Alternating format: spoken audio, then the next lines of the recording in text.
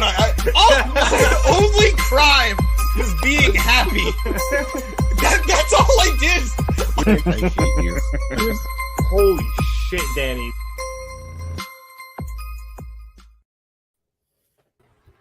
Hello, everybody, and welcome to another edition of the Market Down Podcast. My name is Cummings, joined this week by James Asante. Don't worry, everybody. I wore a hat to start the show this week, so there's no panic or confusion as to who I am.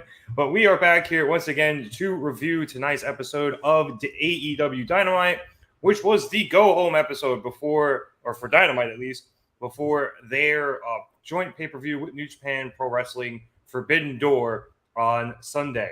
So as James takes a selfie to promote the show, we'll start with the first match of the evening, which saw the Hardy Boys go up against the Ass Boys, a.k.a. the Guns. This match was fine. Like, nothing crazy happened, honestly. Like, I was still setting my shit up. And something crazy happened. This was Jeff Hardy's first match on Dynamite in like a year.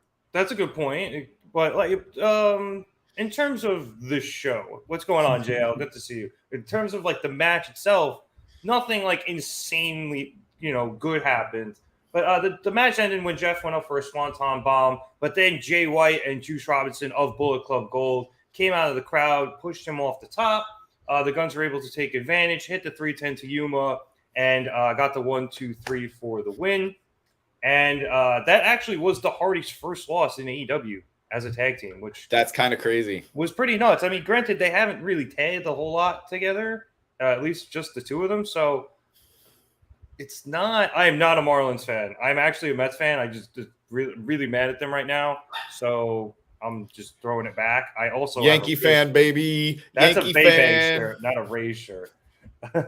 I'm just wearing the throwback Marlins shirt. I have so many hats and jerseys, and I like mixing it up. Anyway, after the match, Bullet Club Gold came back into the ring, and they, along with the Ass Boys, started beating down on the Hardys.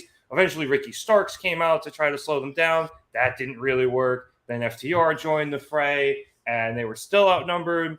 And then CM Punk chants started ringing out from the crowd until he finally answered the call, came down and helped clear out the ring.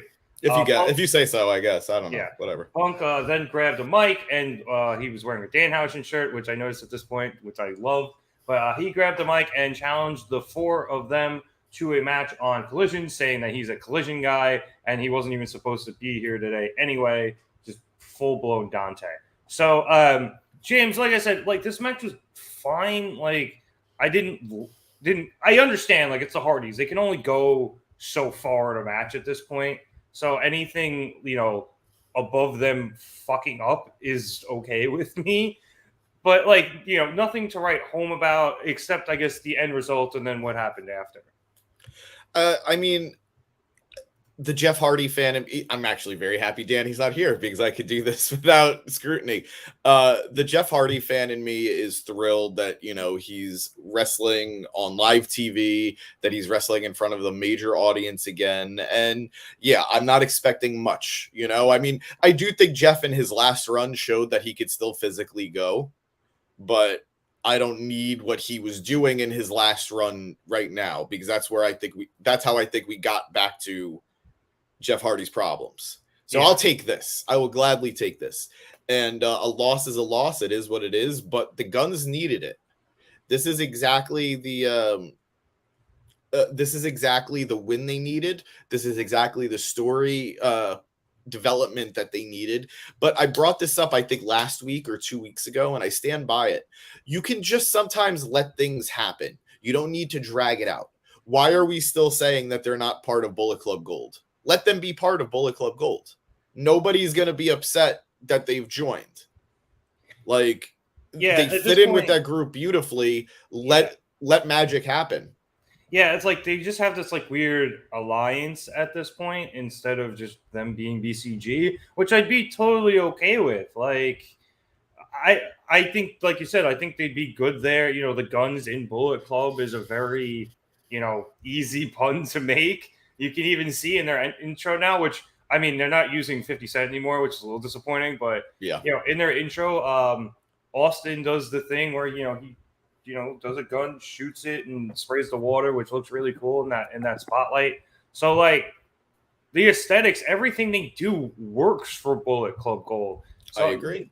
I'm here for them joining, but I mean, if they're not going to join and this is just a thing to help get, Punk and, FTR and Ricky like get wins that like and just kind of merge all these feuds together, it's very weird. I don't really understand why they would do that in general. Like it's odd. I don't know. I'm trying to decide if Kevin's joke there is an age joke or I'm choosing to take it as an age joke. I am choosing to take it as an age joke, and that's where I'm going to leave that. Yeah, that's probably true. But I mean, look, there's the match on Collision. I'm sure it'll be good. All these guys can go, so decent start to the show. Compared to Orange Cassidy for the last month and a half, though, not their best start. But it's true. It's true. Let's move on to the next match, which saw Mark Briscoe face off against Jeff Jarrett in a concession stand brawl. Actually, before we get into that, I did want to touch on one little bit that after the match, and they, you had the good guy team going against the bad guy team, like in the stare down. The Hardys very quickly made their exit. Yeah, very quickly. And Matt has not shied away from talking negatively about Punk on his podcast and interviews and anything.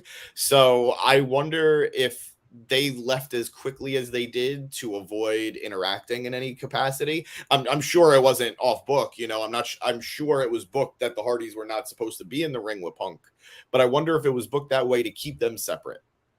Because usually when good guys make the save, you see them interacting with the people they make the save for. And they did not do that. So I wonder if this is the first true instance we're seeing of keeping guys separate from Punk.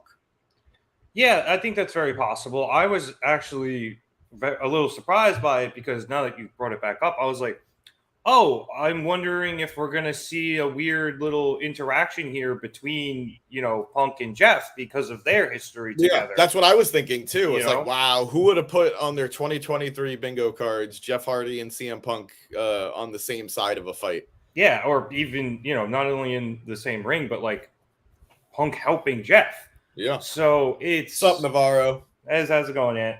So like it was weird. So I almost felt a little not robbed of that, but I was just like, oh, that's kind of disappointing we didn't get it. And then they just quickly moved on. So yeah, it's fine. Yeah, MJF is going to be on Rampage. It is interesting, as Navarro points out in the chat. It's his first time ever. So wow. I guess they mentioned that. And now is that? I guess they're filming it tonight because it's not in. Why is he going to be on Rampage again? They didn't say. They just said he was going to be on when Excalibur was doing the rundown at the end of the show. So, who knows? Maybe it's got to do with Tanahashi because I think why do they make me care about Rampage now? Because they're trying to drive up numbers. I mean, I think they said is Tanahashi wrestling on Rampage or Collision? I know he's wrestling somebody in the near future. So I feel like Collision would make more sense. Yeah, I think so because that's in Toronto. So. I think they're filming that the night before. Yeah. It's probably Kevin's right. It's probably just for more promo for Tanahashi. Now that he is officially facing him, which we'll get to later. Yeah.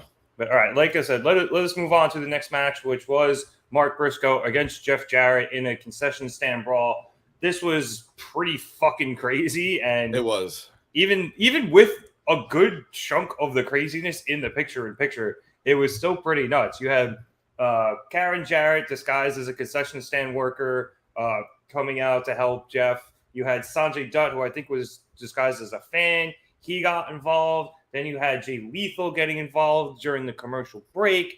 And then we come out of it, and fucking Lethal is clearing off the timekeeper's table.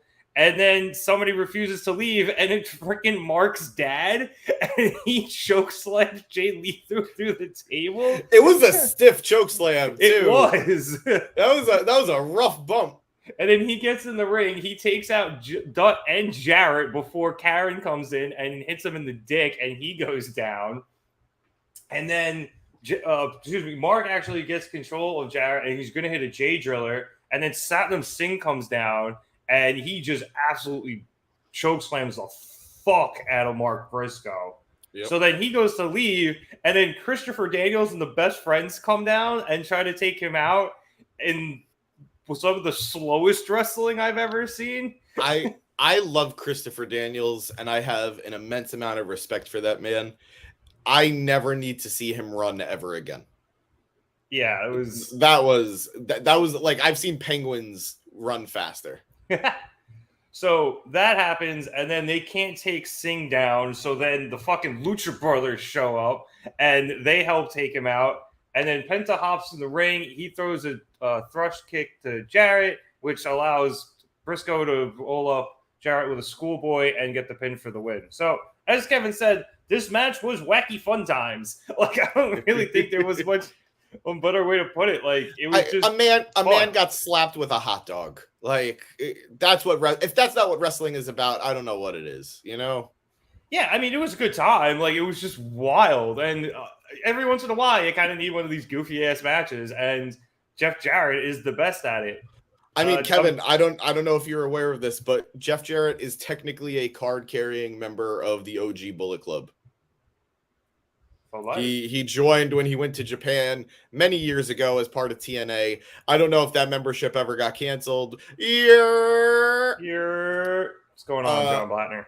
I don't know if that membership ever got canceled, but as far as I know, Jeff Jarrett is a member of Bullet Club. Well, you're full life except AJ Styles, so except for AJ Styles, yeah. I guess he's still in it, but he doesn't necessarily. All right, we get it, John. I was trying to do the same thing. It was an accident.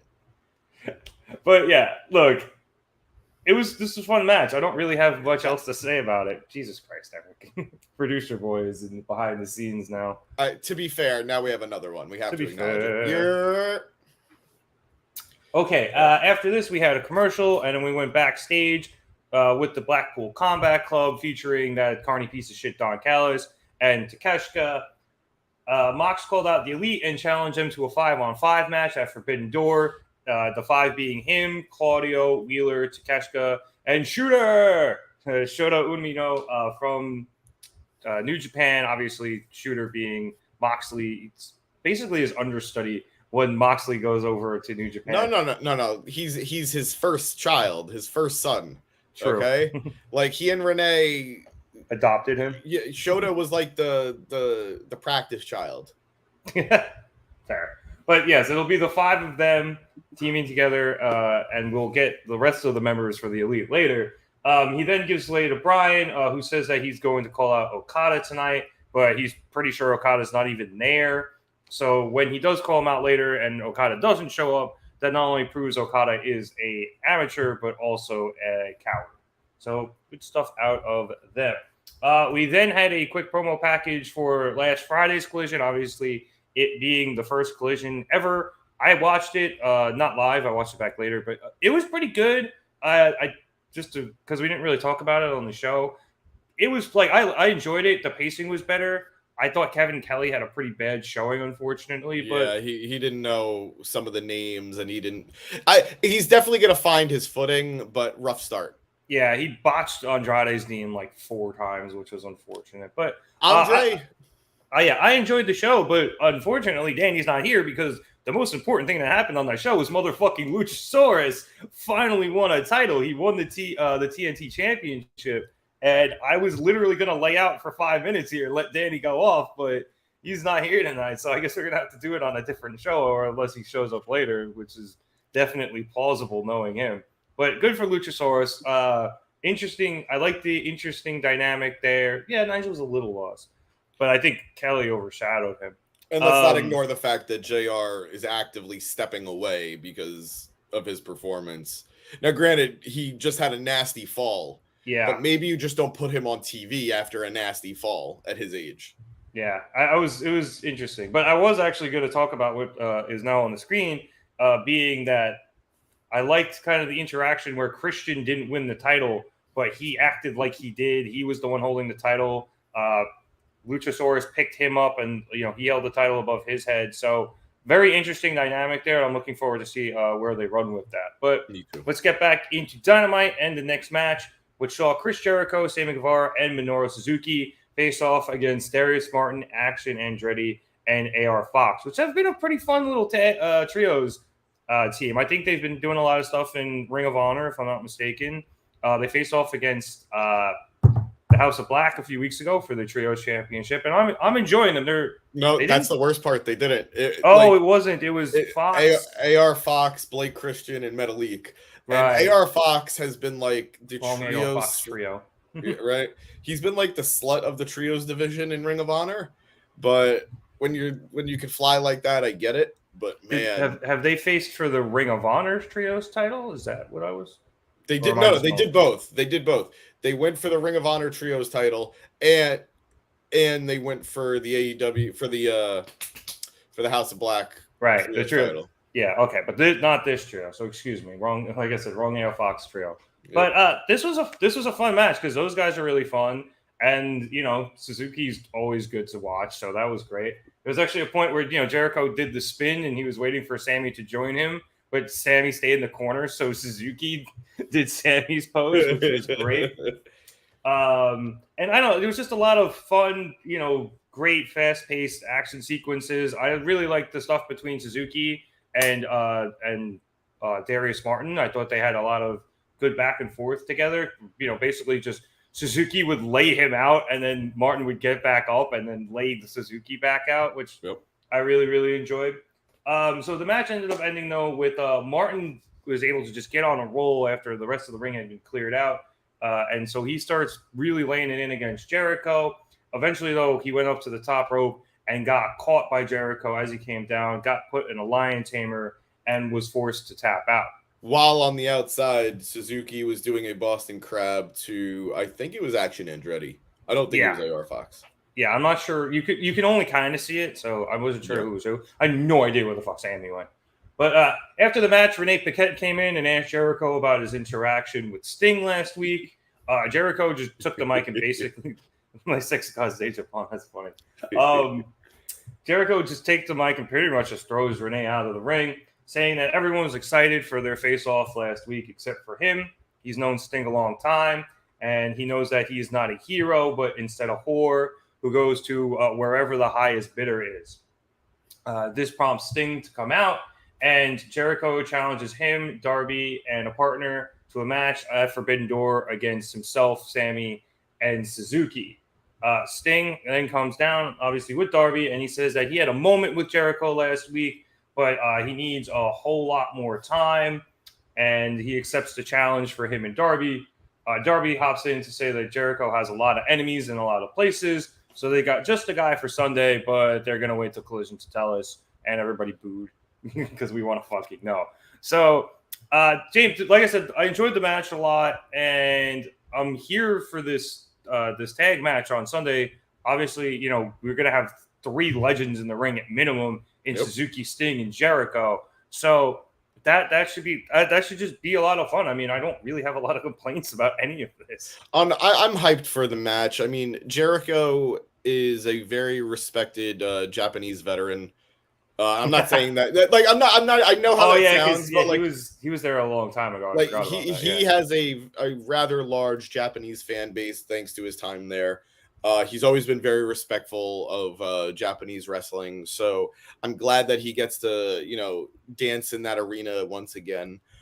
Suzuki, I would low key just kind of love a Suzuki Jericho match, but I'm more hyped for Suzuki Sting. I know the tweet was kind of tongue in cheek, but like those two men are going to beat each other up and no sell it, and it's going to be just friggin' epic.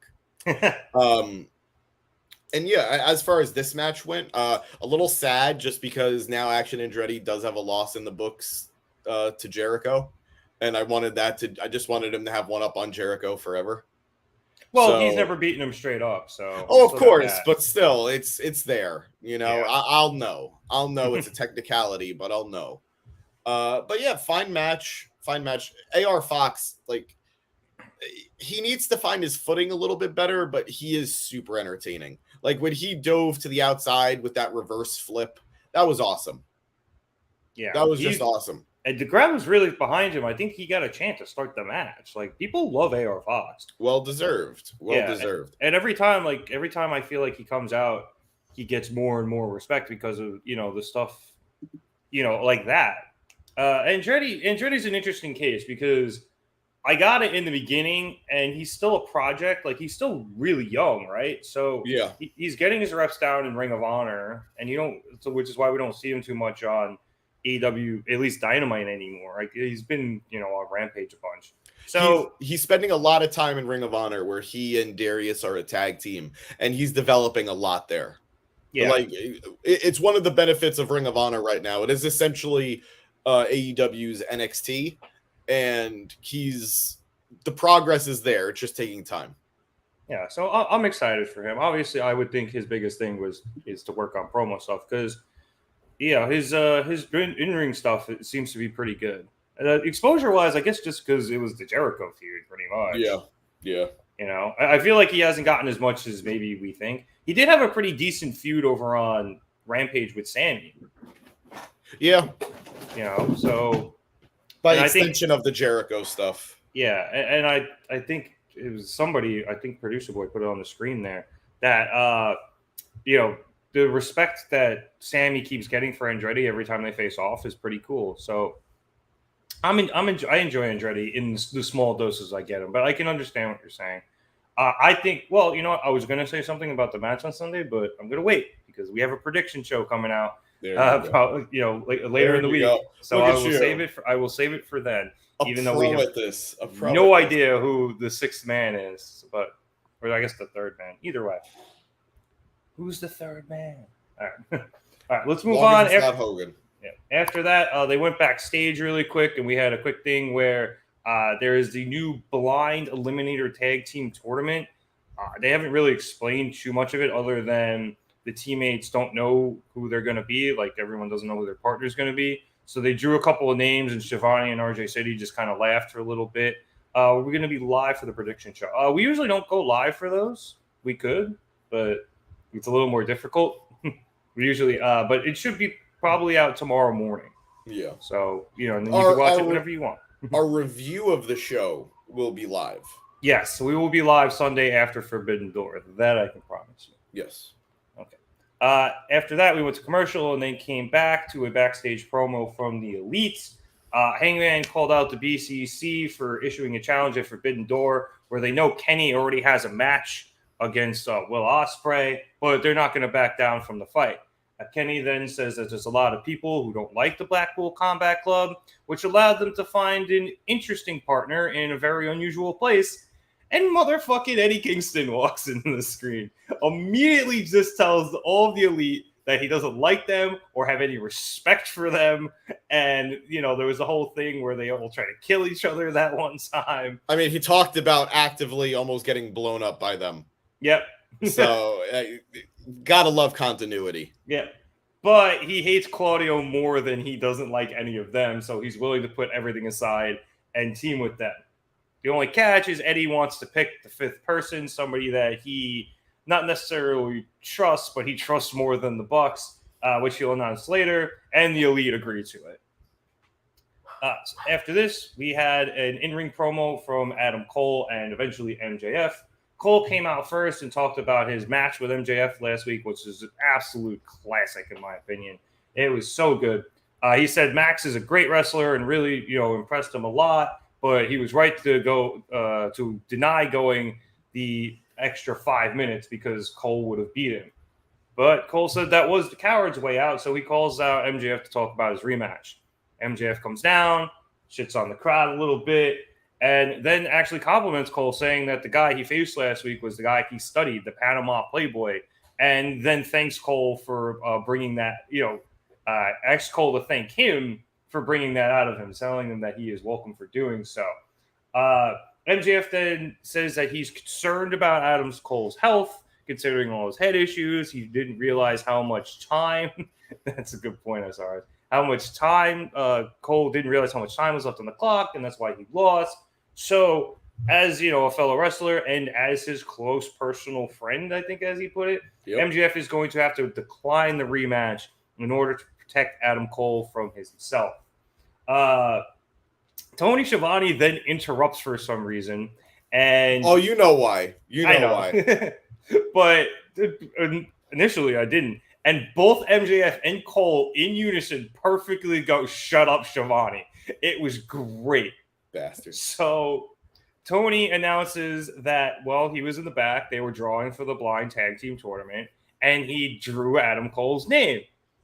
And that Adam Cole's partner was going to be MJF. Beautiful. Both of them go nuts. We use some kind of sick pervert was said was great. Cole was adamant that he couldn't be MJF's partner. MJF just was like, "I can't wrestle anymore. Are you serious?"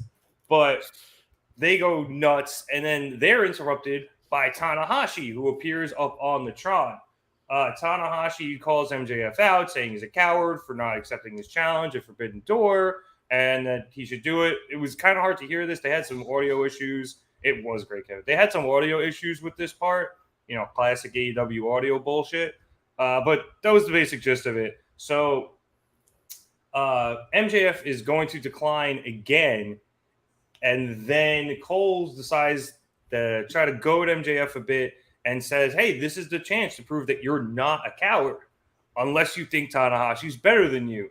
And he keeps egging MJF on, saying that, and MJF goes, "Nobody's better than me," and accepts the challenge at Forbidden Door, much to the delight of Adam Cole, who says, "Good luck, partner," and leaves the ring. So, James, I love this. They accomplished a lot in a very short amount of time. It was funny. You have this new, odd couple tag team that we're going to get in this tournament, and we officially have MJF versus Tanahashi at Forbidden Door, which I think is a lot better than anything else people have been throwing around about MJF no-showing the event.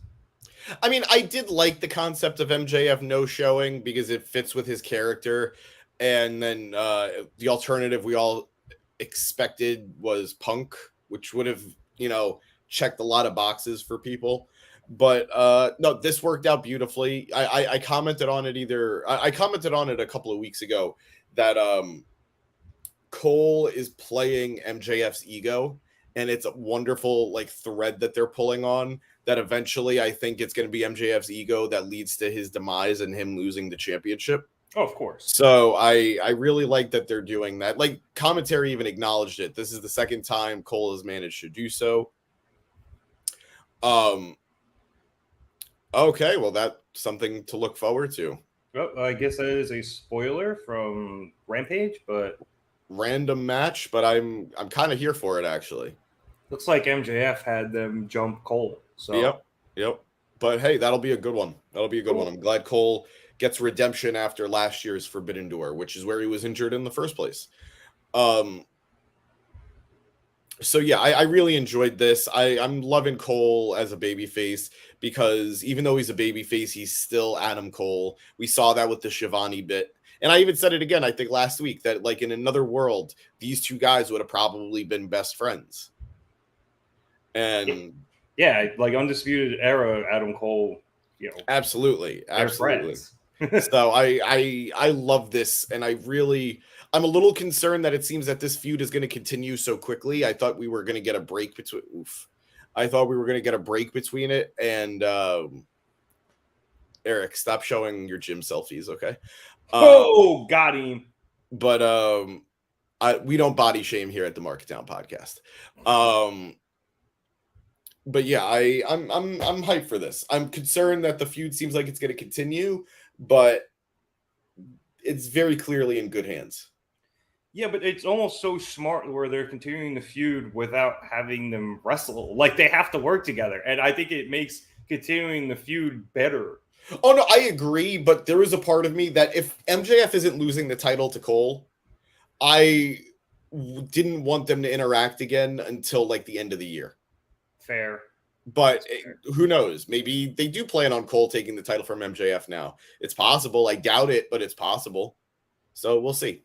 Yeah. I mean, it's weird, though, because we got to get to the bidding war of 2024. So. You do. I think it would be great with the title, but I think you could still do that without the title.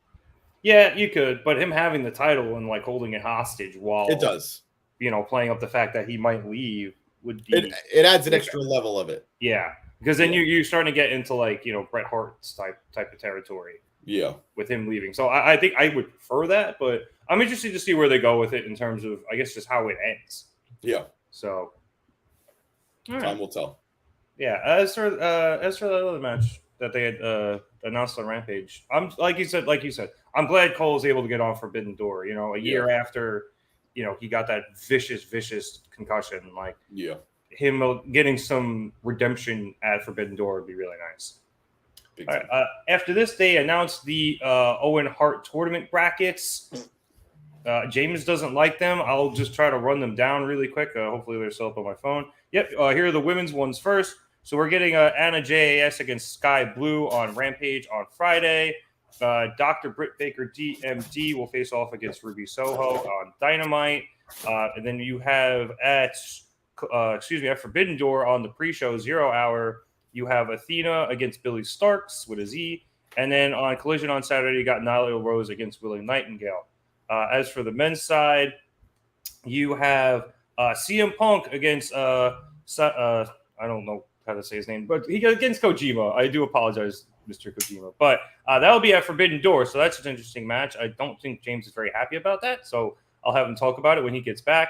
On Collision, we have Roderick Strong against Samoa Joe, which I am really looking forward to. We have Dustin Rhodes versus Powerhouse Hobbs, and Juice Robinson against Ricky Starks, which is interesting because we've already seen that. But the feud, I guess, is continuing, so that is interesting. I'm very hyped for Joe versus Roderick Strong. I think that's a very cool, old school Ring of Honor match. Both of those guys could go. I hope they have some good chemistry together. I'm sure they faced off at least once or twice between NXT and or Ring of Honor. I'm sure James, when he puts his headphones on, can help me with that as they continue to stall here. Wait, what's going on? Well, we were talking about the Owen Hart tournament, and I was talking about how I'm excited for Roderick Strong versus Samoa Joe, and I was wondering if they had any history together in either Ring of Honor, or I don't remember if they had anything in NXT. They definitely had a Ring of Honor. I don't know if series of matches, but they've definitely wrestled in Ring of Honor. There are going to be some bloody chests on June 29th. On June 29th, there's going to be some very bloody chests. There's going to be some chops. It's going to be stiff as hell, and I'm looking forward to it. What's going on, JD? He's very happy about Suzuki.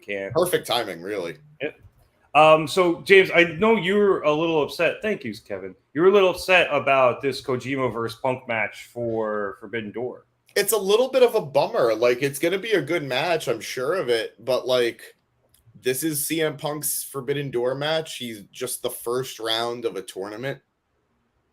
A tournament that's really nothing.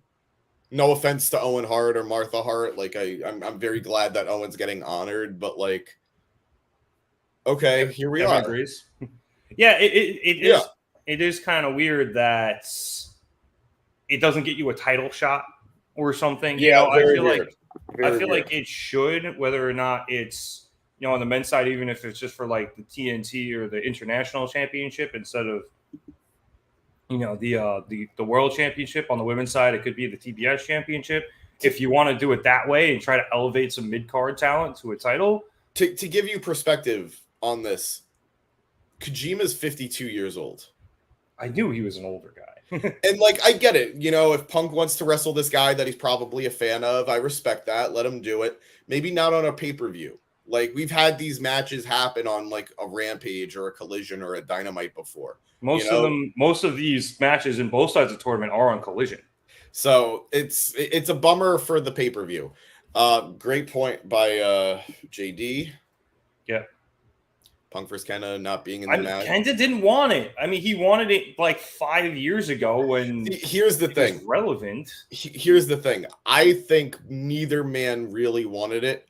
Kenta knew the money in it, but the way Punk just kept disrespecting him, I think Kenta didn't want it after that.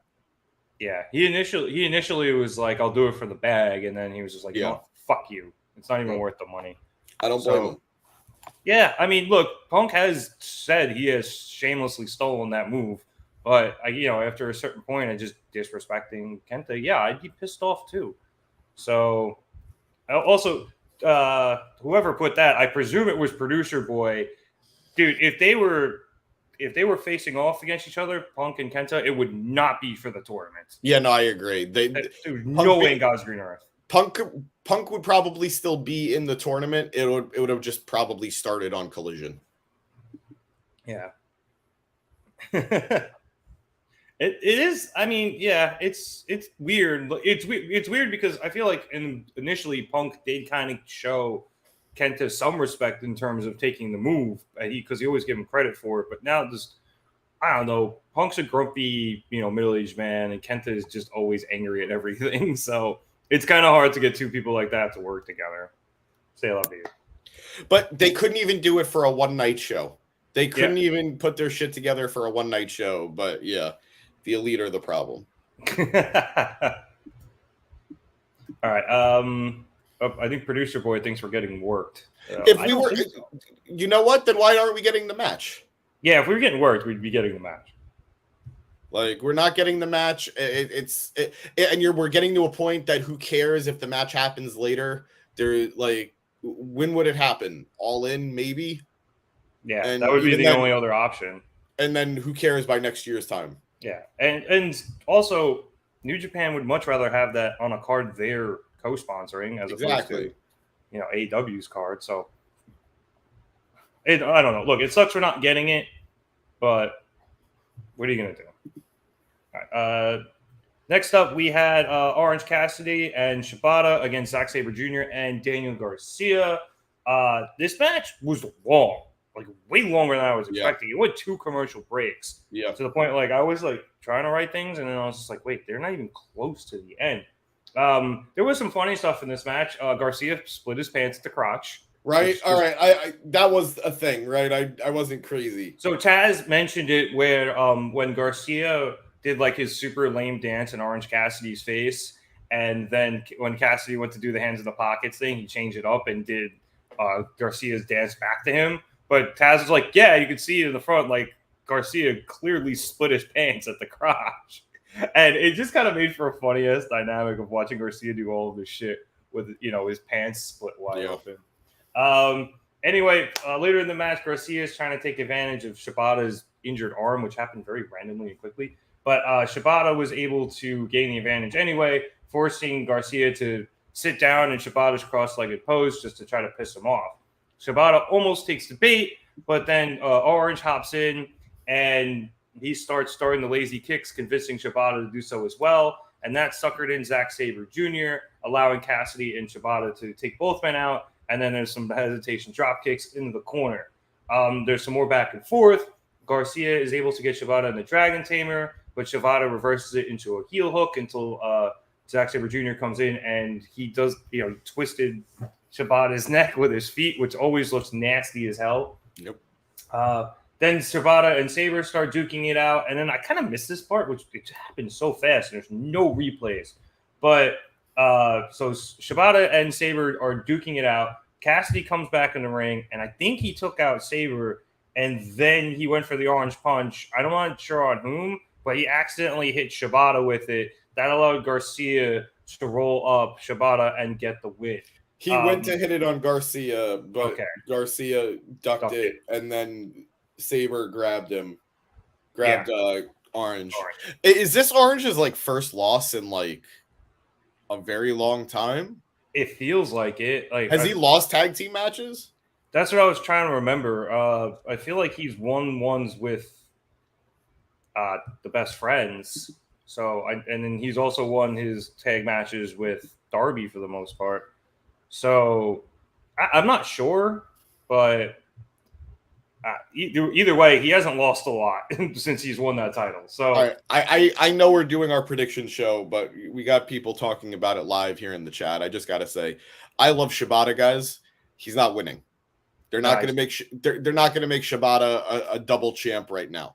He is already the Ring of Honor pure champion, and that is a very safe championship for him to hold right now. He's not even really, just going off of what JD is saying, that he's a representation of of how great New Japan is. It's true, but he doesn't really have an on-screen persona in New Japan anymore. Well, actually, so just to cut you off, I was on Twitter before, and Meltzer said that he might not even be signed to anybody right now. Yeah, no, that he the last thing I knew of him was that he was running the dojo in LA, but I don't even know if that's true anymore. I think it might be Kushida now.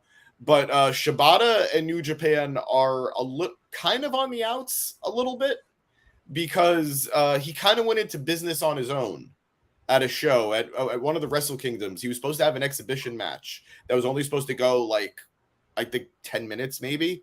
And he kept pushing, like the match went longer than it was supposed to. Was it the one for Saber or a different No, one? I don't think it was against CSJ. I don't know. But it went longer than it was supposed to. He did more moves than they were allowing him to do. So Shibata is not really on New Japan's good side right now. So if anything, he is a Ring of Honor talent. Yeah. And being the pure champion, being a pure wrestler is more about grapples and submissions. It's a safer style for someone with his medical history to wrestle than it is a regular match, which is what he would need to do as the international champion. He ain't winning on Sunday. Yeah, plus like with the international championship being the workhorse championship that it is right now, like putting it on Shibata would be a little difficult. I didn't like what Kevin said that was just on the screen before this, where it was nice. Orange didn't look out of place here. He was doing a really good job with 3, legit technicians in the ring. It was, especially there was a sequence he had with Zack Sabre Jr. where he didn't look, he got caught eventually by Sabre, but like he looked really good. Like he was avoiding him, move for move there for a minute, and then eventually he got caught. But yeah, he looked great tonight, even though this isn't his usual style. I did want to point out after the match that Tony Khan did announce the 4-way between these 4 men, but it was very awkward, very nonchalant, not the proper way of booking it. Like if you're if you're in the arena, you don't know. Yeah, it was weird. And somebody was saying maybe like they just had to fix it for time issues and like it just didn't come out right. But the way they did it at the end, where Garcia was holding the international title, because you would have thought he wanted to go for the ROH pure title again, but he was holding the international title, and then Zack Sabre Jr. grabbed it, and then Shibata came up and grabbed it, which was weird. And then they announced that there was the 4-way only on commentary, like you said.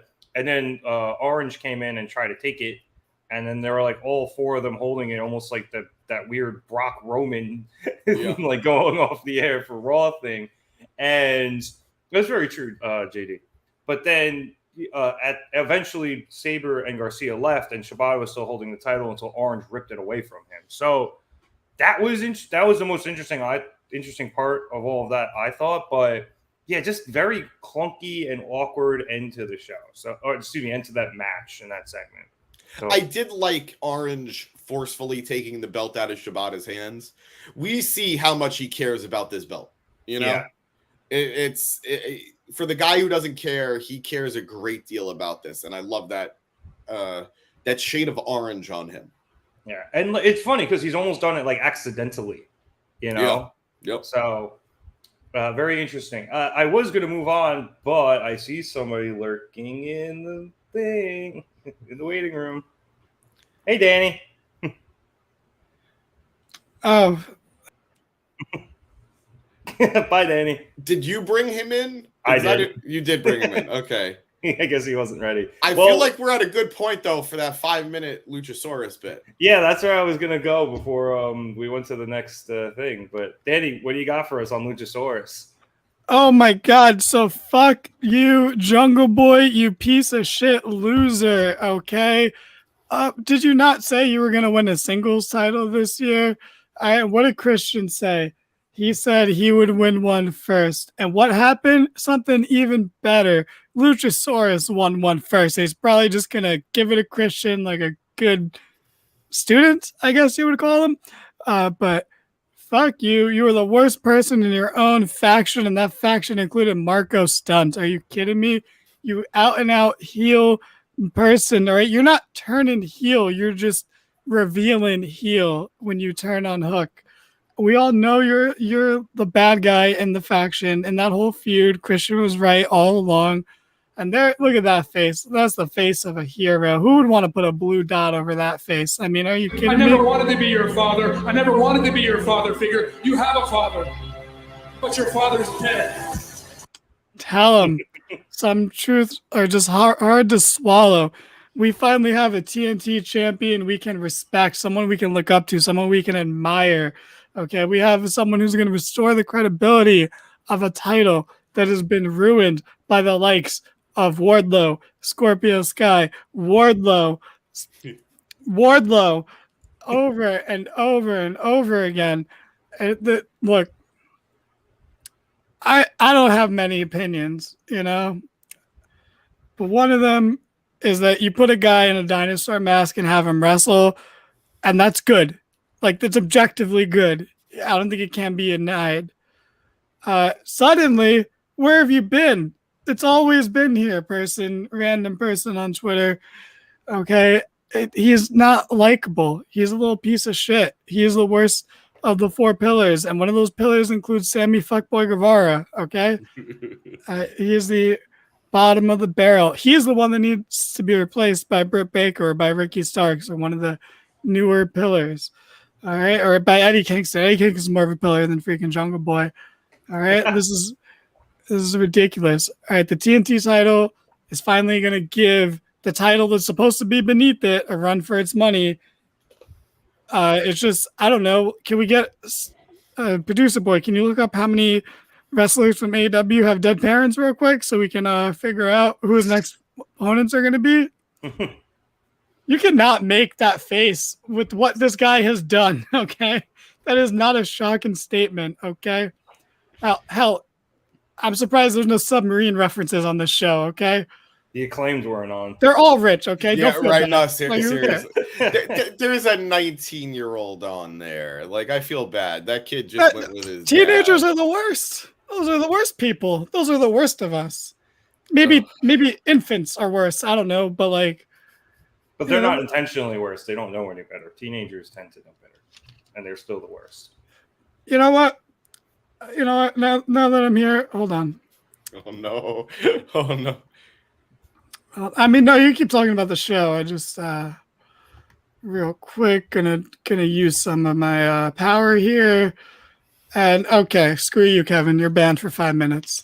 Oh man! I'll see you on Sunday, but you're fucking banned for 5 minutes. I've had it with your shit. I just got here. All right, go buy a fucking ham, okay?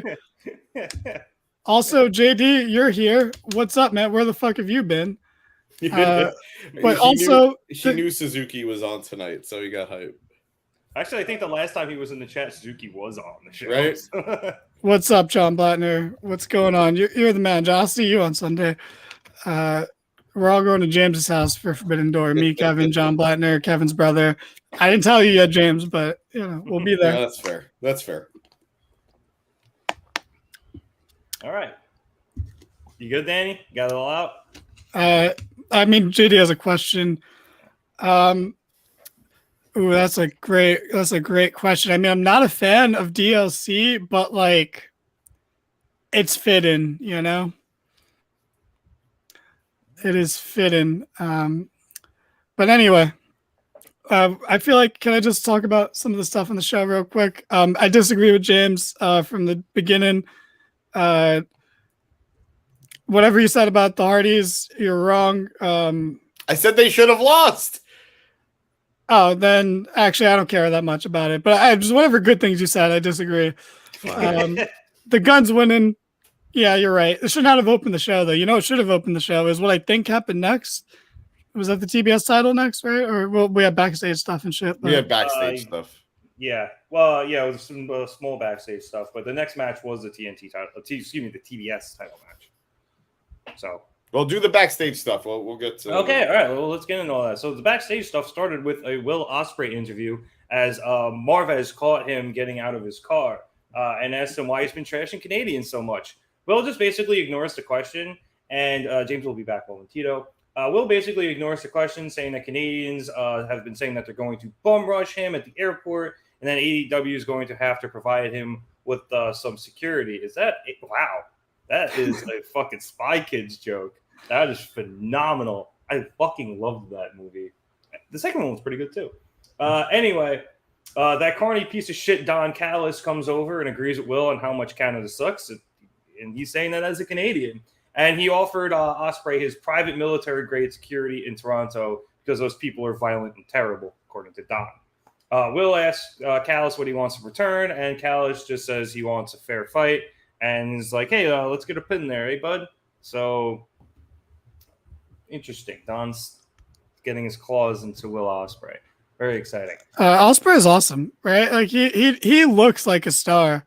Like everything Eric always says about Jay White, I think applies tenfold to Will Ospreay. Dude looks like a fucking asshole in the best way possible. He looks like every Logan Paul dude bro looking motherfucker. He's jacked, and he's fucking awesome. Yeah, and he's come such a long way in his wrestling too. Because the first time I think I really heard of Will Ospreay was when he had that match against Ricochet. Yeah, I think it's from a lot of us. Yeah, it was like the most polarizing match in history because they just did flippy shit the entire time.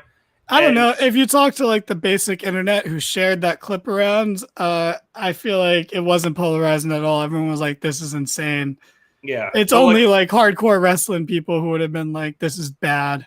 Yeah, and old heads. Like they fucking hated it. So it was pretty polarized. It was cool for what it was. I'm not going to sit here and lie. But from there, he has become such a more complete wrestler in terms, not just like in the ring either, but on the mic as well. Despite the fact I had a little trouble with that accent, I had to go back and watch the beginning. Mostly just because I hadn't really heard him before, so it just took a minute to adjust. But the kid is just a complete wrestler now, so he's really good. I mean, he's different from Jay White. I don't think he has that natural charisma Jay does, but he is more than capable, of handling his shit on the mic. And he's a great wrestler. He really, truly is. He's one of the best on the planet right now. Ospreay? Yes. It's a different type of charisma than Jay. Yeah, that's a good way to put it. Jay has like a very natural slime ball charisma. Ospreay has like a hooligan charisma. Yeah, with that accent, you kind of have to. Yeah. But it took him a long time to get to this point. His personality, his developing style, both behind the mic and in the ring, are what made him progress so much further than Ricochet ever did. Yep. I mean, Ricochet, in my personal opinion, like some of Ricochet's best performances was when he wasn't speaking. Yeah. All of his best performances. None of his best performances involve him speaking. Yeah. But I mean, like, spoiler alert, he was Prince Puma in Lucha Underground, and he was so fucking good there. You're ruining the immersion. Yeah, I had no idea. Those are two different people, Barry. Well, okay, first of all, does Ricochet look like a puma? No. Okay, so that. What incarnation is a puma? But I kind of agree with JD's outlandish comments. I think Ospreay has, I'll put it like this: Jay White has the type of charisma you'd like if you were overly obsessed with Sons of Anarchy, and Will Ospreay has the kind of charisma you'd like if you watch British comedy. And like that's the differences. I'm pretty okay with that. I agree with what James said. Like you said, like Jay has that like slime ball leader charisma, and Will's just one of the lads. And I've seen. I think the big thing too is we haven't really seen anywhere near Jay's best in AEW. Jay. Oh, hey Kevin, what's up? Kevin, I want you to know, if I had the power to get you back earlier, I would have, but I don't even know how he did it in the first place. I do, but I don't know how to get him back. But I've seen Jay at his best, which is in New Japan, and the man, his ability to tell his story, his character work, his small Roman Reigns moments, think Roman Reigns during the Thunderdome era, where like Roman was getting so much done because like you were able to like focus on like the little whispering he does and like all that extra stuff. Jay really excels at those like intimate moments. Ospreay has come a long way. There was a point where he couldn't get any of it done, but now he's like, look at a post-match interview after his loss to Kenny Omega at Wrestle Kingdom. Great character work. So I think they both excel just in different ways. Yeah, and I'm excited to see Jay blossom more in AEW, and I'm excited to see Will face off against Kenny again because that first match fucked. Yeah. That was so good. And I think you've mentioned this before, James. They said they held back. Yeah, no, they did. They And did. I'm pretty sure they got at least a 5 from Meltzer, maybe more.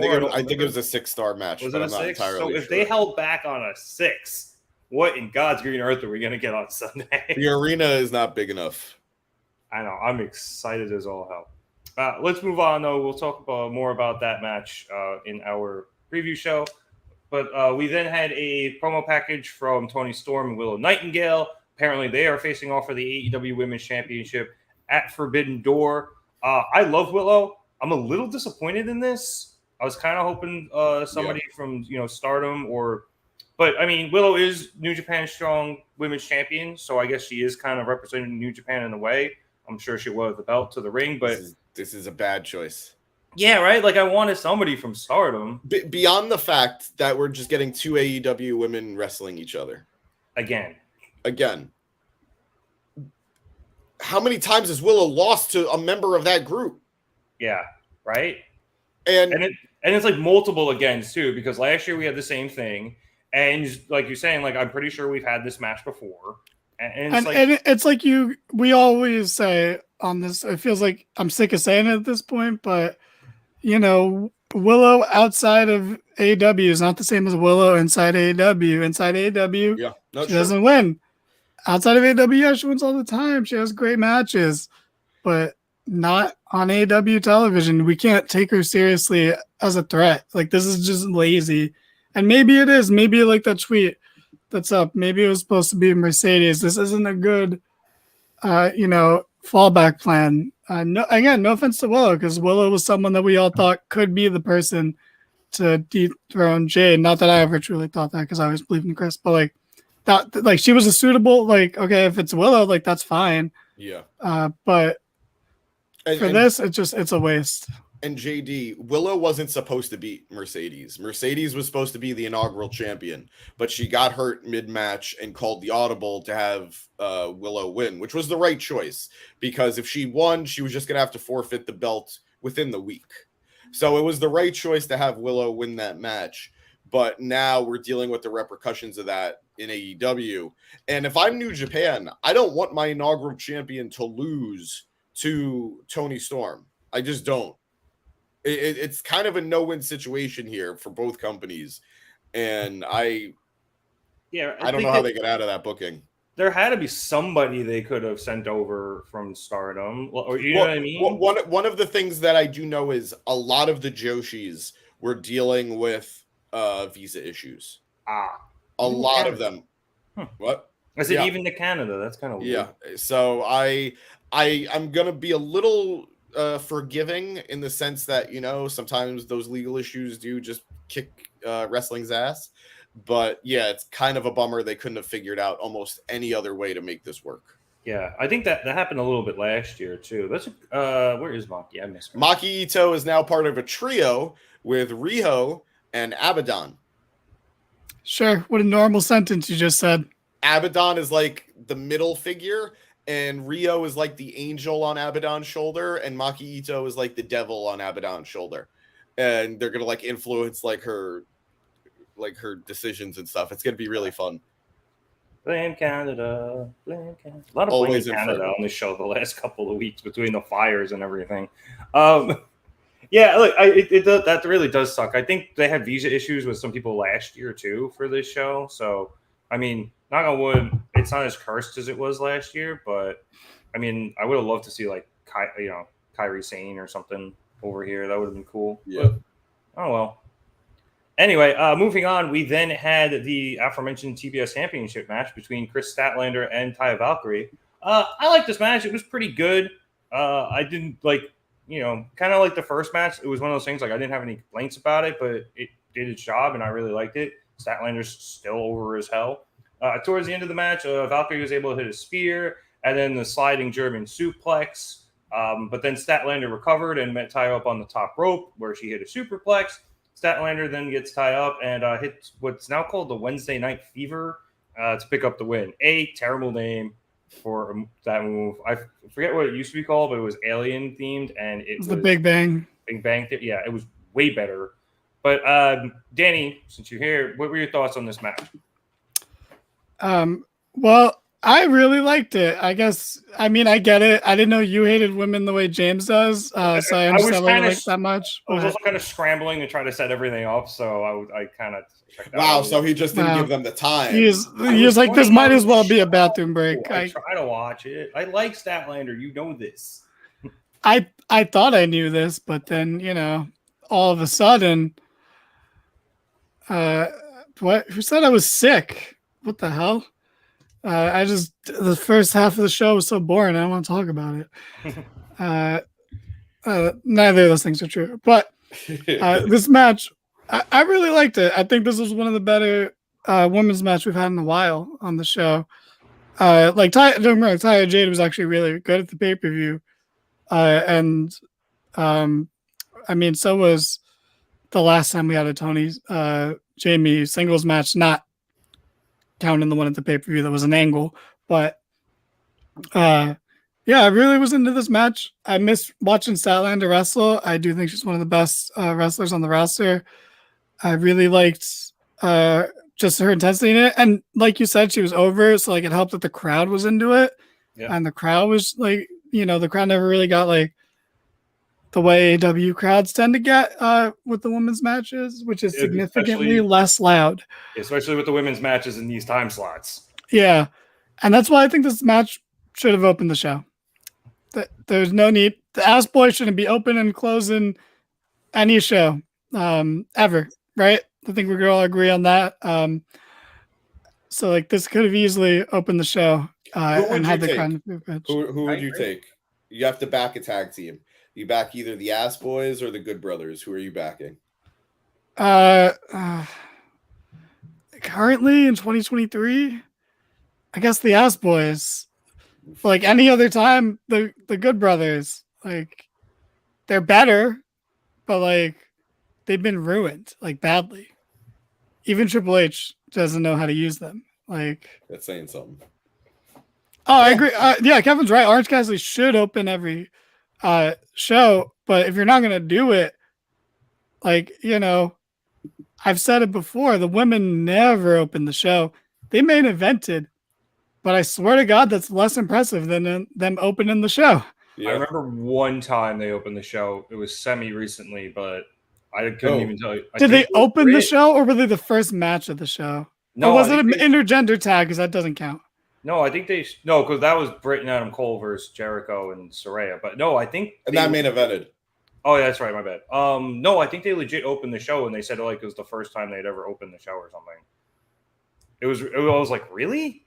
So yeah, really. They're not putting them in that time slot. That was a stunner. That was a Scott Hall stunner cell right there. That's what that was.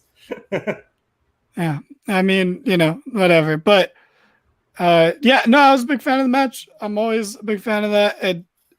I just think this is already a good reign because we've already had some decent matches out of it.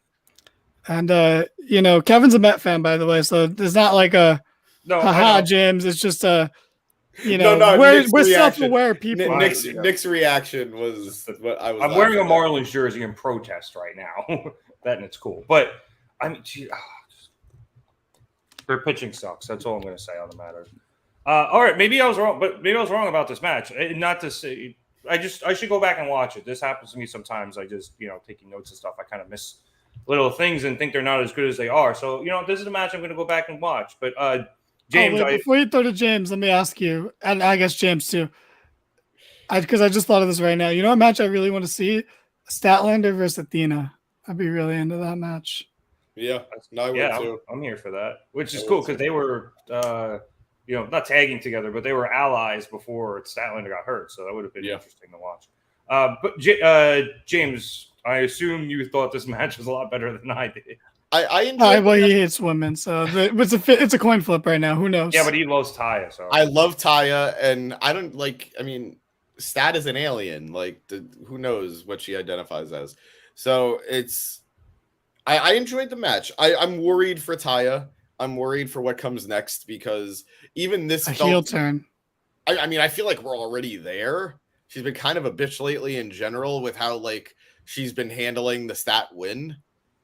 And I appreciate anything because I care about her. I care about this character so much. But why? I liked her in Impact so much. I loved her. Like I love the character where like she literally got dragged into like a dark zombie Yu-Gi-Oh realm to write her off of Impact. And I respect the commitment. You know, if you're going to leave Impact, that's how you do it. You go in a coffin, the door shuts, when it opens, you're gone.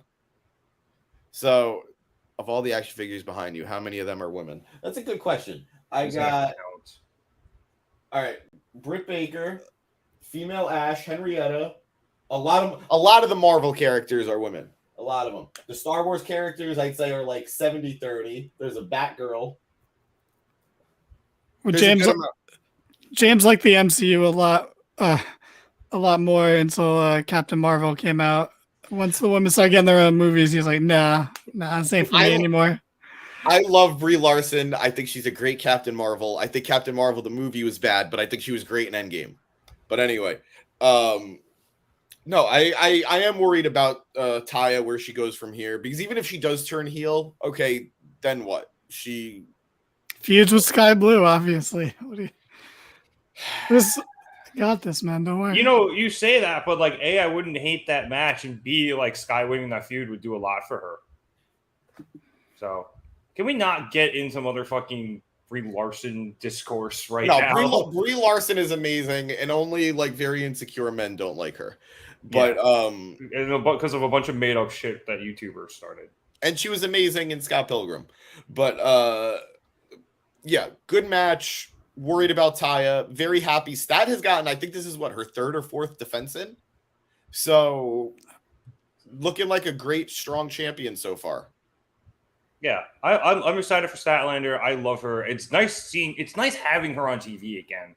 Like, I didn't realize how much I missed her being on TV, and I did miss her, but I didn't realize how much until she returned. And now seeing her every week coming out kicking ass has just been so fucking nice. Well, she brings like a certain level of intensity to the division and just to her matches in general, where there was points in this where, this felt like a fight. This felt like the tension was actually there, even though these two haven't interacted on TV yet. It's just been Taya Monet staring at her from angry monitors backstage. But like, she actually, she'll get pumped up. She made it feel like more of a blood feud than it actually is.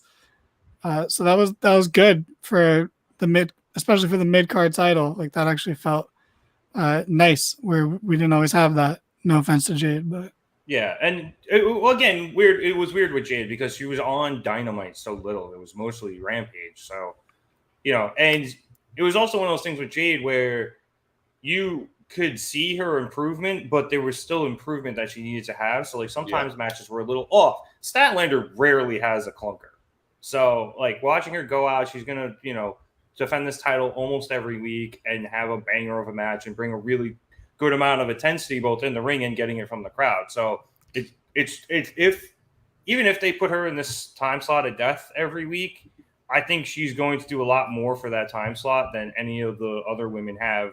Just because, like you said, Danny, it's always been the same rotation of like 5 or 6 people. Yeah, the fucking tweet the producer boy just had up about her wrestling more in a month than Rhea and Asuka in the past month. I was like, why is he mentioning Asuka in that tweet? I'm like, oh, fuck, she's the champ. Oh, God.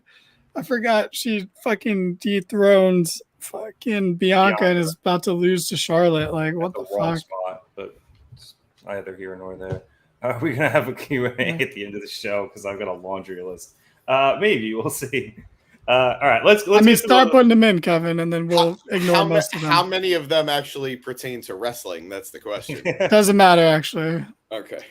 Let's get to the final segment of the show, which was announced as an Eddie Kingston promo where he was going to announce the 5th member of his team with the Hung Bucks. But Eddie basically goes out, puts a shirt on because he said he ate too much ice cream while he got surgery. And then he starts talking about how he thinks he might have a problem with Moxley because he's teaming with the Bucks against him, but and again mentions that he doesn't like or respect the Young Bucks, which is just great. But he's got to do it because of how much he hates Claudio. This eventually brings Moxley out from the crowd, and Mox tells Eddie that he knows how this works. If they stand against you, you destroy them, and that Eddie drew a line. Eddie cuts him off and says that Mox drew the line when he started teaming with that scumbag Claudio. And then Mox starts mumbling, and he's about to say every time something, but he cuts himself off, and Eddie starts going, every time what? Say it every time what? Moxley refuses to respond, so Eddie goes, fine, if you're not going to say it, I don't have time for this. The fifth man is Ishii, and just goes to leave. So Ishii's music hits. He starts coming down, and it was at this point that Wheeler Yuta and Bryan jumped Eddie from behind. Ishii tries to come in and help, but he gets taken out as well, and they're both taken down. And then Bryan calls out Okada, and where's my place? There you go. He says that if Okada won't come down, because he doesn't even think he's there, that he's just going to stomp Ishii's face in. Then we get the coin drop. And every time I hear that, it's still so fucking It's cool. so epic. It really is. We get the coin drop. Okada comes down, and he goes face-to-face with Bryan. And then that little shit Wheeler Yuta comes in from behind and hits Okada and takes him down. Then gets him back up and tries to line him up for Bryan so he can hit the Psycho knee. Bryan goes in. Okada ducks it. Bryan hits Wheeler with the knee instead and takes him out. And then Okada recovers, gets Bryan up, goes to the Rainmaker, but Bryan is able to duck it and leaves the ring. After Bryan leaves the ring, Okada goes, fuck it. He picks up Wheeler. He hits him with the Rainmaker and just stares daggers into Bryan as the show goes off air. Where the fuck is Kota Ibushi? Kota Ibushi is probably not going to show up to Blood and Guts, which is... I disagree. Or he's going to show up on Sunday. Yeah, if the rumor is true that Kenny and Ospreay are main eventing, we're probably going to get a lot of shenanigans. Dude, they literally said on the show that Bryan Okada was main eventing. Oh, is that true? Yeah, that's... Oh, my bad, I missed that. They drove it home. I missed that. I apologize. Wow, you just ignore Excalibur when he talks. He's not a woman, you know? Damn, I didn't even do that. Oh. I didn't do it either. I don't know if Producer Boy did it, but... You're still talking, so I don't know if you realize. I didn't realize. That's crazy. I guess Producer Boy did it. How long ago did I get dropped? Like 5 seconds, 10 seconds. I missed it. Excalibur talks very quickly. He does. But James, while you're here and talking, I'm excited as hell for all of this. This was a wee bit chaotic, but very good promo package here. I'm excited for the interaction between Moxley and Eddie, and then obviously Okada Bryan doesn't need any more hype, but here we are. Yeah, no, it felt a little rushed. It felt a little crammed together, but that's fine. On a Dynamite episode, I got Minoru Suzuki, I got Ishii, I got Okada. I'm very happy. So I will take what I can get, and I'm very happy with what I got. Did Excalibur just say Bryan versus Okada is closing Forbidden Door? That match is going to go an hour, and I'm really excited for it. Oh, yeah, dude, guys, I'm already out of the live because the show's not going to end till like fucking 1:30. Can we stop removing people while they're talking? Thank you. Danny, if you'd like. What were you saying, Danny? Did you remove yourself, or did somebody remove you? I didn't remove myself. So, wow, okay. Power and a gun, Producer Boy. Power and a gun. Yeah, Dan, First of all, right, Producer Boy had a gun, he'd fucking shoot himself. But, that's neither here nor there. The point is the show's going to go on forever, and it's going to be great, but, It is going to be great. But Danny drove Producer Boy off. But, yeah, you're right, dude. It is going to, we're probably not going to get on the air until, at least 12:30 at night. Probably later. Why couldn't this be on Saturday? We're never going to get another Saturday again. That's true. Fucking Collision. The only time we're going to get it is, I think, Full Gear, because it's during the football season. And he's not going to want to compete against Sunday football. Maybe. Hey, you know what's going on? Good to see you, dude. We missed you, you know it. It's been a while. Danny, how hyped are you though? Even though it's going to be late, how hyped are you for all of these matches after this promo though? Unbelievably. I mean, wait, what are all these matches? Like the Well, the 10-man tag, and then the Okada Bryan match. I don't care that much about the 10-man tag. It will be awesome, and I'll be super into it in the moment. But like, I can't even talk about it in the same breath as Danielson Okada. Yeah. Which, you know, the only match I can only think of two matches that can possibly be better than that. And it's Okada versus Orange Cassidy or Bryan Danielson versus Orange Cassidy. And you know, that's it. So this match is gonna be amazing. It'd be so funny though if it ended in like 5 minutes, like a roll up. No, just a count out ending. Just a count out ending or a DQ ending. I mean, a DQ would actually be. I mean, a DQ is always interesting in AEW because it's so rare. Yeah. But I genuinely think that match. I don't want to overhype it. Like I really want to. I don't want to set too high of expectations, but you know, I think we're gonna get match of the year in this show, no matter what. Yeah, I think that's a safe bet. for it. There are a few contenders for it. Kenny and Ospreay, Bryan and Okada, Cassidy and Zack Sabre Jr. No, the fatal Like- four-way that is. That's not even. Yeah.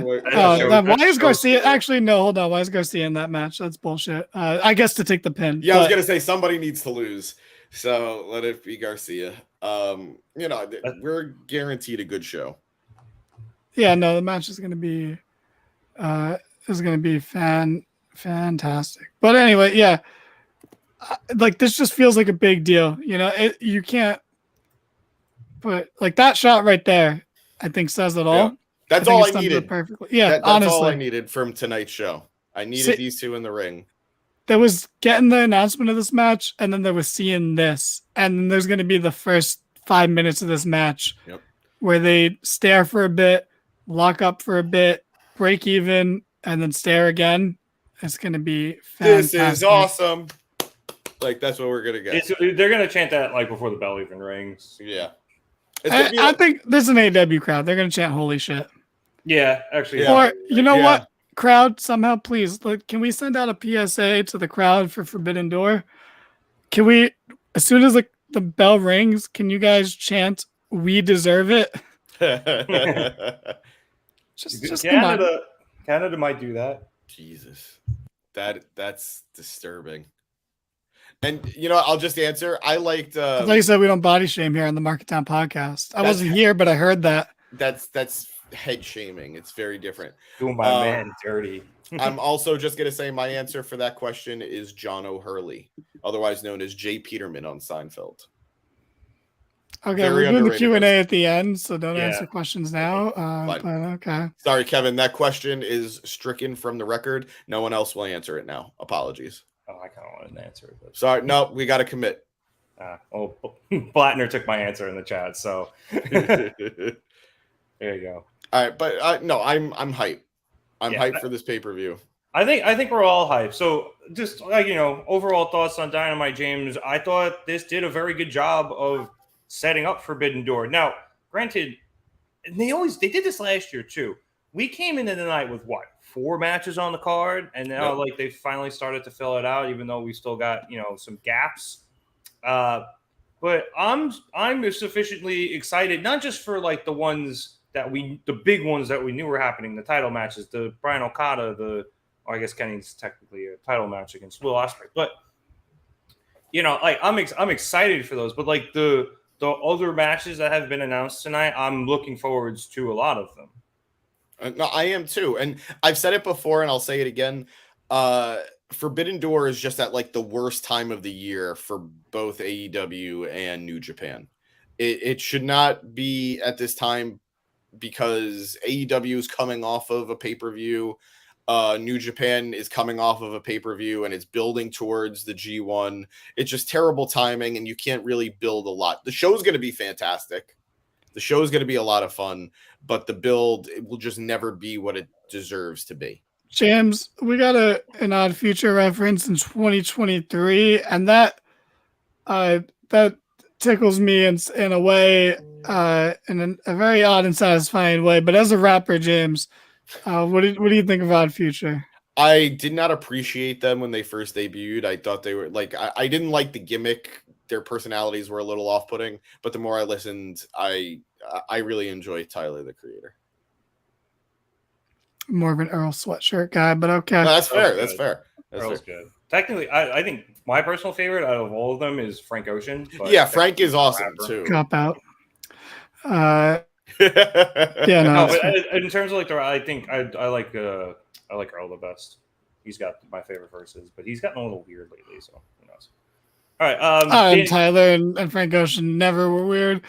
Weird in a bad way. First of all, I will single-handedly bring back. I'll bring back Odd Future socks. All right, don't test me. I work in the fashion industry. But anyway, yeah, we're all hyped for the show, right? Is there a Q&A portion right now? Yeah, let's go. It's time for Q&A. How dare you, Kevin? We didn't like. Did we gather the questions in like a folder somehow? I mean, I assume not. Just go back. Well, where the fuck is Kota Ibushi? He's chilling. Kota is gonna show up on Sunday. That's my prediction. Yeah. Isn't he on really bad terms in New Japan? Yeah, but so Shibata. So I don't think they care.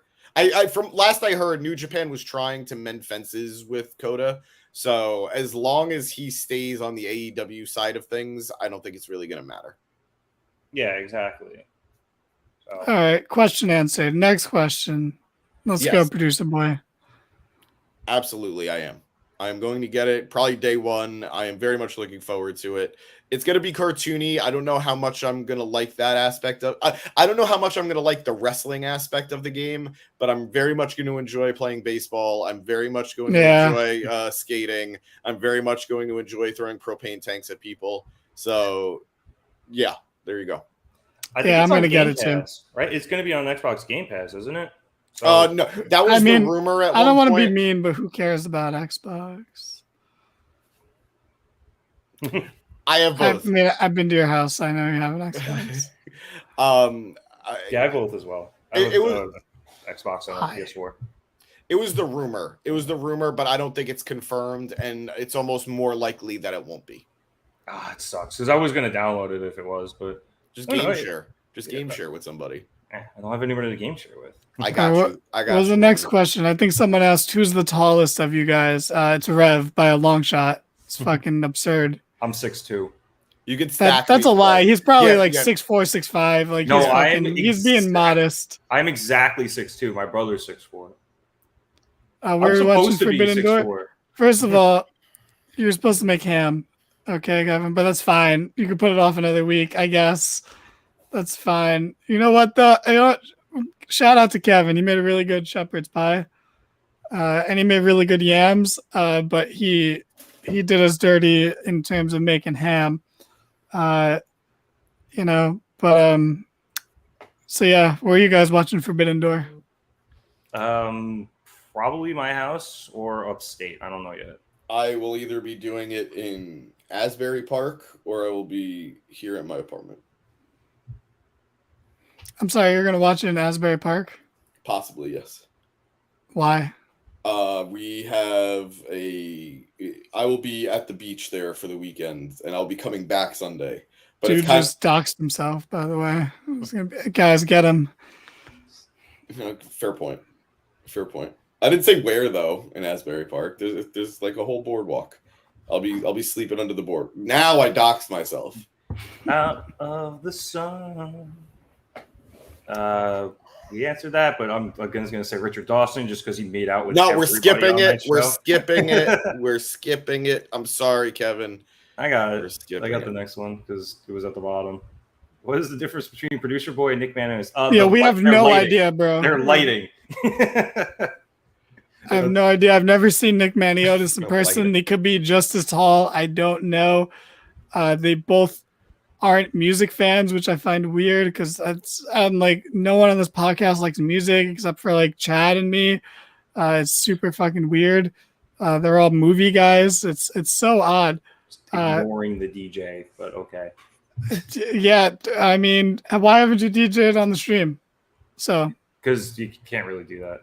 It's weird with the music. I could probably go on Twitch and do it, but I don't know. I'm lazy. there you go. But otherwise, like, I mean, you'll only catch Nick Maniotis on Mondays. But other than that, like, if they were both on the same show, I don't know. Good luck, you know. Didn't There's that no way happen in like knowing. 2 weeks ago on a Monday? No, Rev hasn't joined on a Monday since 2022. I was talking Nick Maniotis and Producer Boy. Yeah, That they're was both Monday. Yeah, and 2 weeks ago as well. Yeah, that's the Monday crew. Yeah.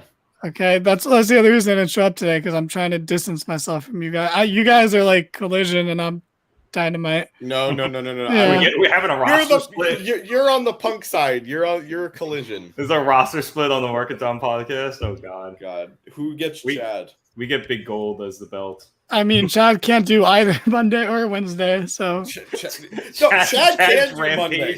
Chad's rampage on Tuesdays. Chad can do Monday. I know his work schedule. He has off on Mondays.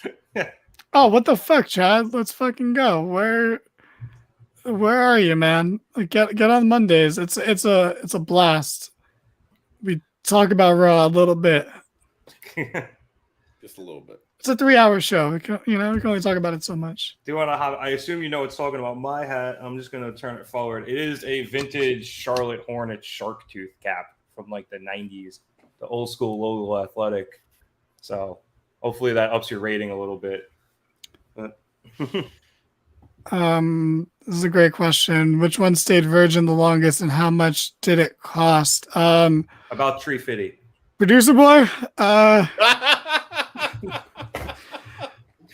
I was 16. Wait, I'm sorry, you were how old? I was 16. And how much did you pay? I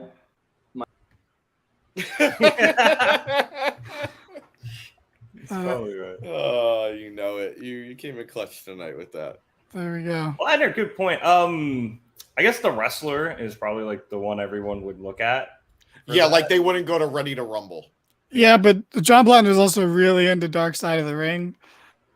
Oh, you're saying that was my so I think he'd rather have documentaries, honestly, than films. Yeah. At this point. I actually have a wrestling film idea, but I don't quite know. Don't put it out there because No, I'm not going to. I'm not going to. I will say that a few years ago, I want to say, my bad.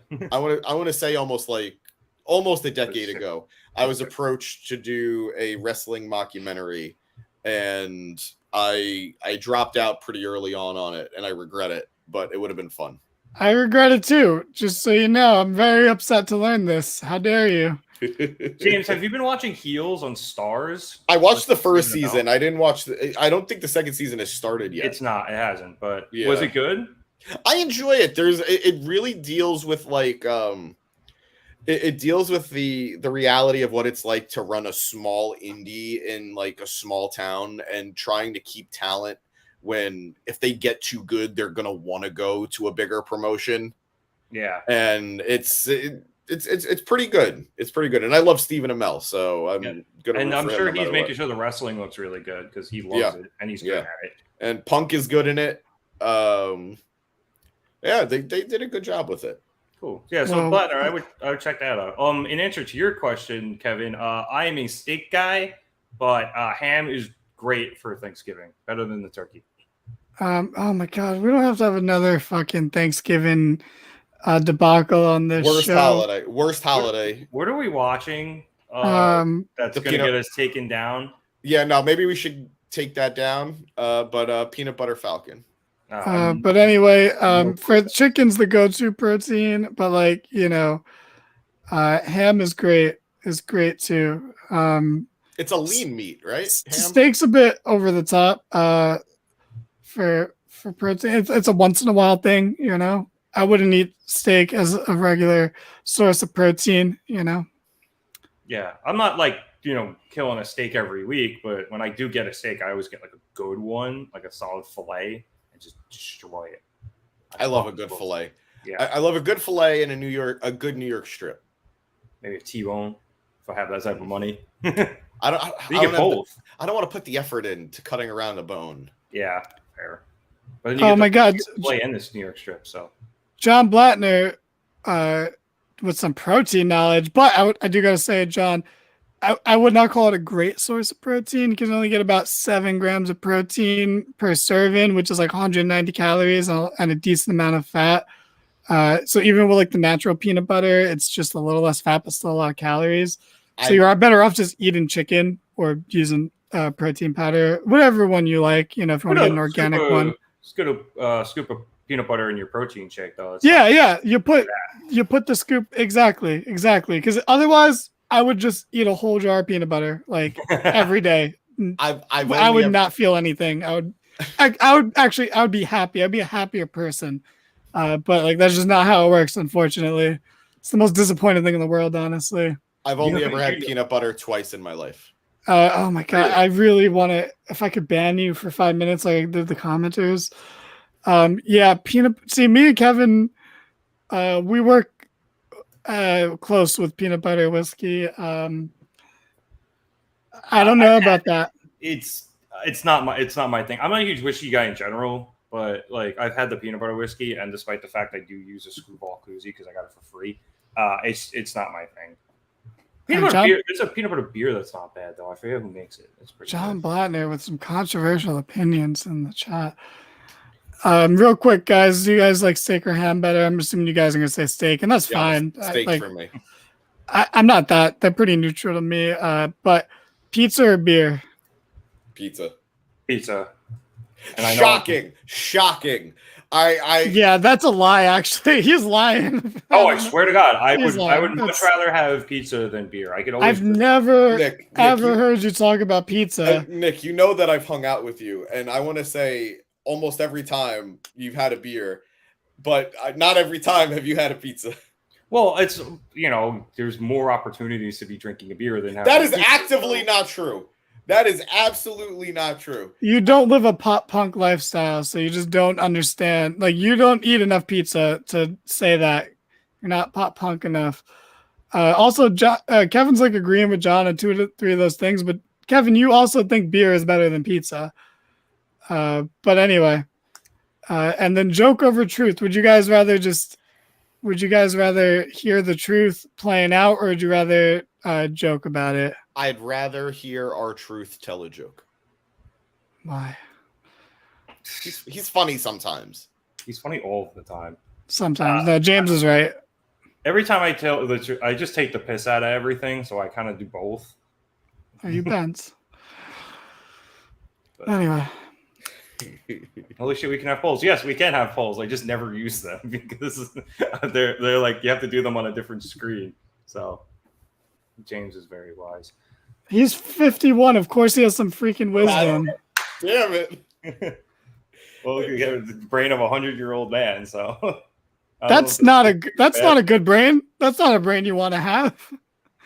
That was an insult, buddy. Stand up for yourself. I want it on the record. Chad is older than me. Who? All right, we should probably wrap this up. Yeah, I was gonna say I think that's enough questions for this week. We'll be sure to come back with more next week. But like James said, it is time to wrap things up. So I would like to thank everybody for watching us here at the Market Down Podcast. Like and subscribe. We'll have probably tomorrow morning. Hear me? Yeah, you were so muffled by the music. Terrible job, man. I don't want to have a sidebar with you because the music's playing, but try to clean it up. Oh, well, we can always just turn the music off. Anyway, so like I said, Forbidden Door prediction show will be out in the morning, so like and subscribe for that. Also, we'll be back here next week for to review Dynamite. James will be back tomorrow night, I presume, for Gym Pack of Honor. And then Danny's Raw Fast Forwards are on Monday. Plus, we'll be live after Forbidden Door Sunday night, even though it's going to be so fucking late. Also, be sure to check us out on all the social media stuff. This is in the link below. Peace out, John Blattner. Good to see you. Good night, you know it as well. Good night, everybody in the chat. And yeah, I think that's pretty much everything. So for producer boy behind the scenes, Danny Hernandez and James Santi, my name is Nick Cummings. Thank you so much for watching us here at the Market Down Podcast. Have a good night, everybody.